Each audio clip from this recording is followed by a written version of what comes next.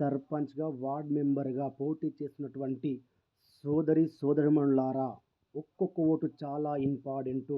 ప్రతి ఒక్క ఓటరును కలిసి ఓటును అభ్యర్థించండి. ఒక్కొక్క ఓటు ఎందుకు ఇంపార్టెంటో చెప్తా జాగ్రత్తగా వినండి. నిన్న మొదటి విడత ఎన్నికలు జరిగినాయి. ఆ రిజల్ట్‌లో చాలామంది 1, 2, 3, 4, 5, 6, 7, 8, 9 ఓట్లతో గెలిచారు. కొన్ని గ్రామాల్లో అయితే ఓట్లు సమానంగా వచ్చినాయి. అప్పుడు అధికారులు ఏం చేశారంటే టాస్ ద్వారా విజేతను ప్రకటించారు. కాబట్టి మీకున్నటువంటి అహంకారాన్ని, ఈగోని మీకున్న ఈగో ఉంటది కొందరికి. అహంకారం ఉంటది. ఆ అహంకారం నెత్తికుంటది. నేను ఓటు అడగాలా అని కొందరికి అహంకారం ఉంటది.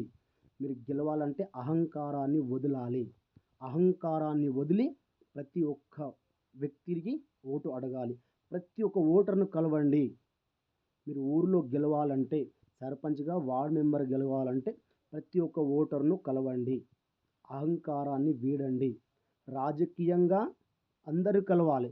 వ్యక్తిగత శత్రువున్నా సరే రాజకీయం కోసం మనం కలిసి మాట్లాడుకోవాలి. వ్యక్తిగతం వ్యక్తిగతమే, రాజకీయం రాజకీయమే.